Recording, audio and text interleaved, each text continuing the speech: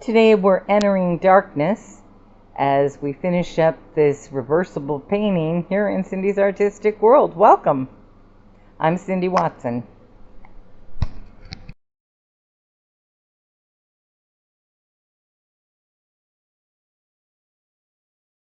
So I'm still getting used to camera angles and lighting and trying to figure it all out to make it work and get in focus. But at this point, here I am with my highlights. I'm working on highlights, bringing out more detail in the rocks mostly, as you can see, background rocks.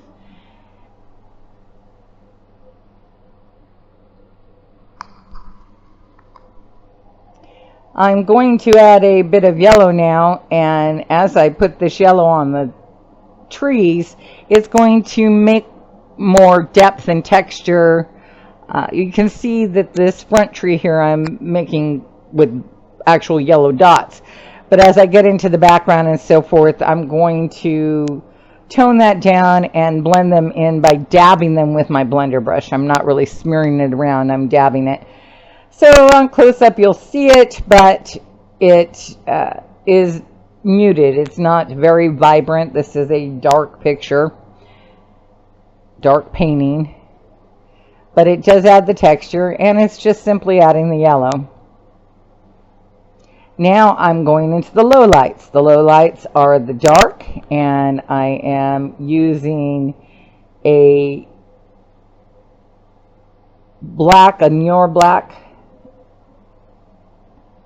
and I'm going to the back of the trees, which would be off from the light. And all this low lighting is to make it pop in different directions, and the perception of detail comes into play.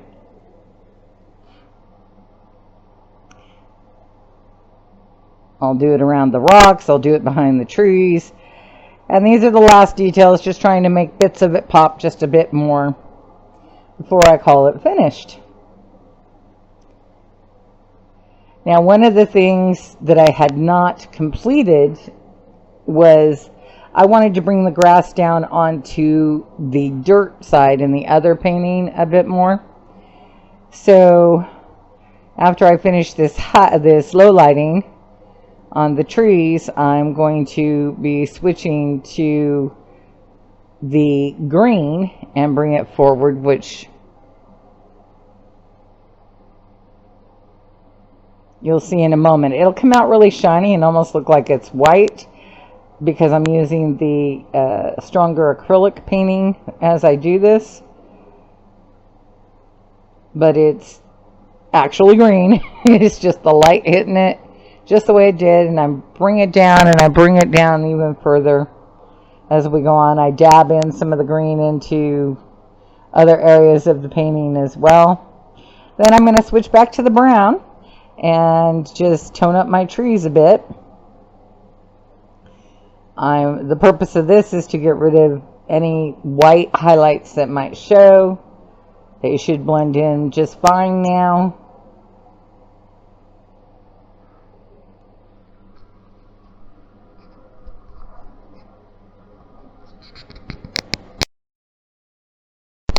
Okay, so now that the green is done, I'm going back in and doing a little more detailing on those back rocks. This is a combo back and forth to get the details, the lowlights, the highlights, giving it more depth.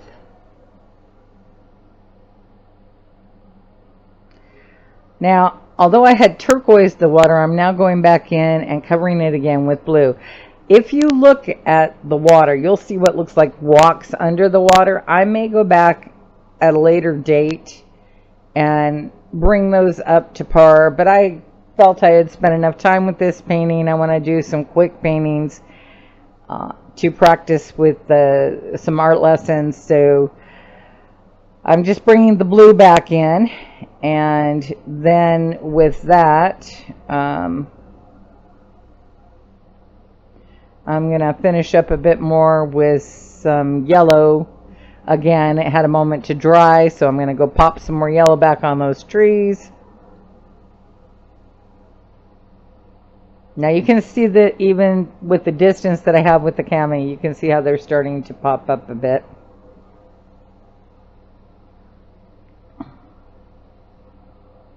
And it's a patience game. I'm using small brushes and popping in little details, so it is a patience game. Sometimes you want to just get it done, you know, Bob Ross style, but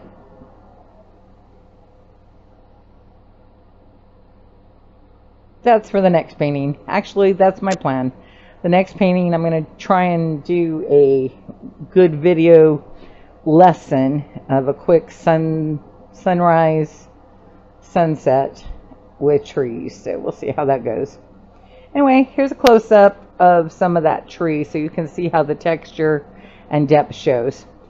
Now we're going into the white again. Although I've done the white before, and although the white probably wouldn't show up quite as much in real life, but that's the beauty of artistic liberty, is you get to put it in there and take those liberties because you're the artist, you're the creator. Sometimes you just got to do it. So that's what I'm doing. Now, I did realize as I was filming that there's a lot of light underneath that comes off of the glass when I move the canvas around. Sometimes we'll get the light reflections. So after I switch up and take a break from painting, I come back and I put a tablecloth on it.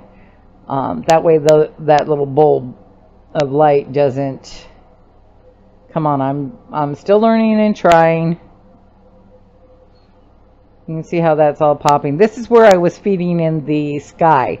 I fed in more blue and purple to the background and blended that blue back around the trees.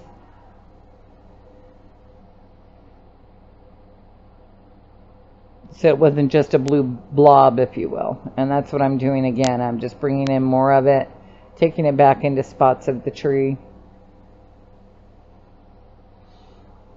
And I did add some touches of purple. And a painting like this will look very different in dark light, and then when you have the bright light, the colors pop out.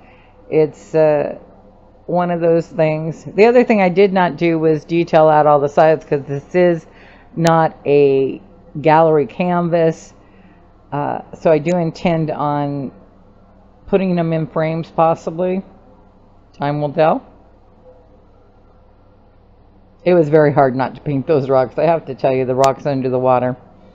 So, well, here I go. First thing I had to do was decide what I wanted and where I wanted more rocks and details. So there's some low light, and I found some rocks to paint in. So at first I circled them with the dark and went back and did a little more low lighting to those rocks I had highlighted before. And I'm crisping up the edges on my tree here. That's final step.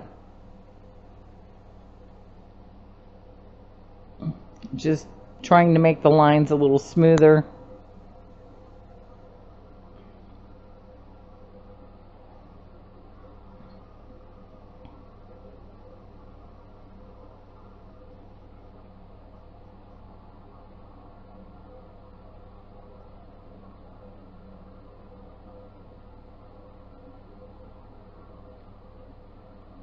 I think one of the things I'm going to have to do for filming purposes is get used to staying on the board so that my camera lines up.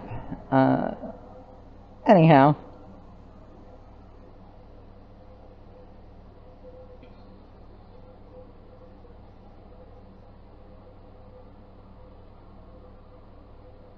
I do enjoy painting. It was a little different trying to film it.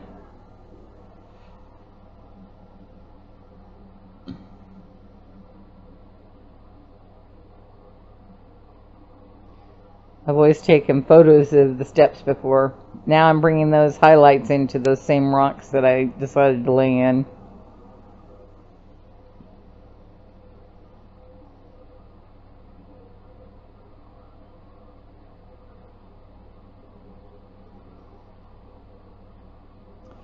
I'm getting close to being done. Of course, you can continue going on and on and on. So I'm close to done, but I'm going to go put some more of the yellow highlights, this time a little brighter on the edges of what I perceive as being the plants.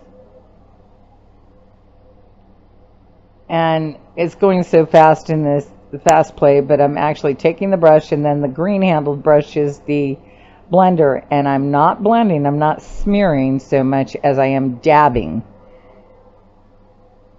I want to leave the color, but I want to take the dots, if you will.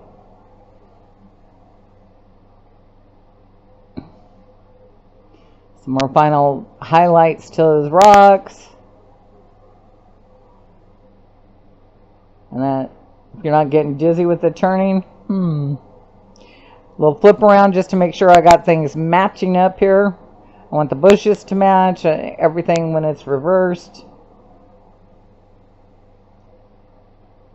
And here we go.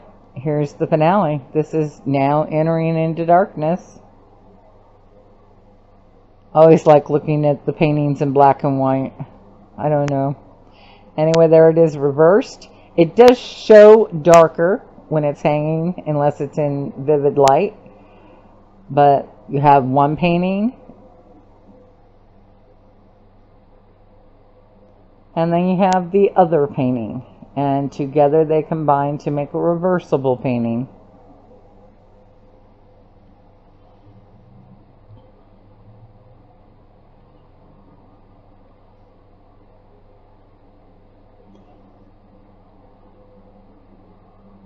I'm glad you joined me on this venture, and I hope to see you back here again at Cindy's Artistic World.